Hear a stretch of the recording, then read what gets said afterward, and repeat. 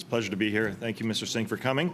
I find it curious, my Conservative colleagues have forgotten their own history. I remember the days of the Conservatives under it's Peter MacKay, then the David Orchard, the takeover, and so forth, and even under Harper administration, where they just didn't put enough members in the House of Commons to oppose or to turn over a government because they didn't have them in there. They went to the lobby like they did the other time, just this past session, instead of actually taking on and trying to be constructive. So I think this bill is important because despite the differences at the table about things, we can always find reasons not to do it. This committee, though, however, has actually a good record of bipartisanship and actually putting on record some of these issues. The grocery store chains, in particular, was this committee that first brought the CEOs here because not only were they doing the bread price fixing, but they were also ending pandemic day the very same day across the board. So could you elaborate a little bit more about the issue over the bread pricing issue, because it is a basic staple of human life that we use in Canada, and then how potentially this bill would also affect the Rogers-Shaw merger that went ahead. Had we had this protection, what would have been the potential outcome for that? Sure.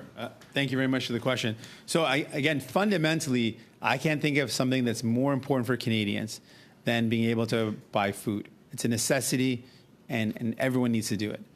And what we're seeing very clearly, if we look across the country, when Canadians go to buy their groceries, they're getting ripped off when they go to check out.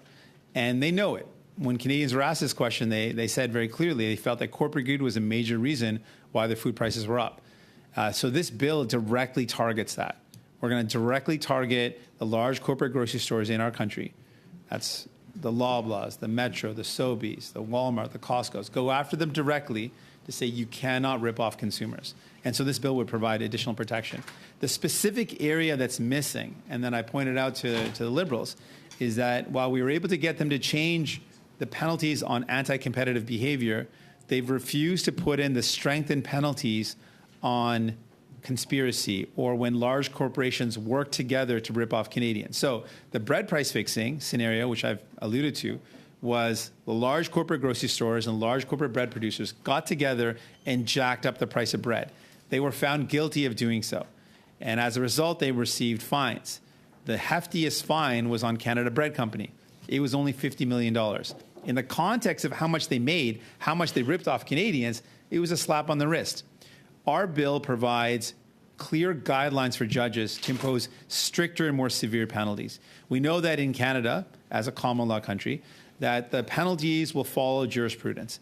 And right now, the precedent that's been set is $50 million as the highest fine. That is simply not high enough. And so what we've provided is a guideline for a judge that they can go as high as this. And what we've provided are two of them, I think, are very significant. 10% of the revenue of a company. So the company like Loblaws that makes $60 billion, the fine can be as high as $6 billion. Giving a judge a clear guideline of how high they can go will allow us to have more severe penalties to deter these companies. Another example of what we've allowed for is triple the benefit accrued. So if collectively these corporations made $15 billion, then collectively a judge can impose a sanction of $15 billion in fines. That, again, is very, very serious deterrence.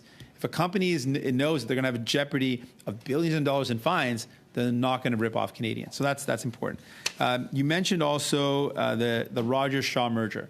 And to be very clear, the Competition Bureau tried to stop it. We asked the minister directly to stop it, but the Liberals refused to stop this merger, and they should have. That merger is bad for Canadians. It's going to be bad for competition. It's going to lower options and choices, and it's going to increase prices.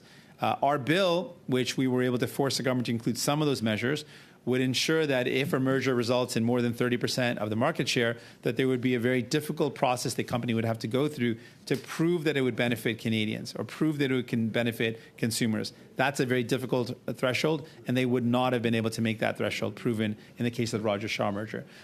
In the case of a merger, in that case, it was almost 60%, but didn't hit that threshold. But if it was 60% or higher, then it would trigger an immediate ban of that merger, which is something we need to have. We need to have strict measures in place to prevent these oligopolies from being formed, because we're seeing the result of them. With corporate grocery stores, with telecommunications, Canadians have less choices, higher costs, and it is ripping them off.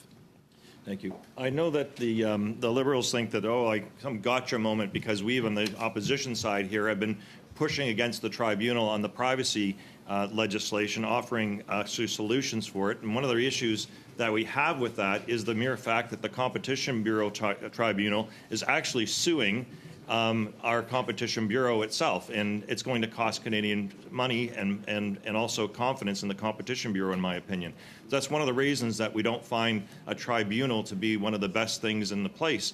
Your bill looks to amend the tribunal, though, to some degree, by actually stopping it from being able to sue back to the Competition Bureau. Can you elaborate on that? Because it's absolutely absurd that we would actually have a position of the Competition Bureau basically not only just overturned, overruled, but then punished, and punishing Canadians because they stood up for the right things and they did the right professional job. Yeah, I think that amendment just speaks for itself. The fact that it would prevent that type of lawsuit from happening would seem to be a very sensible, very sensible thing to do.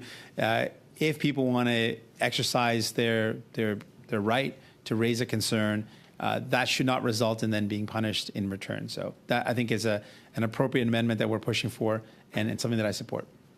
When that can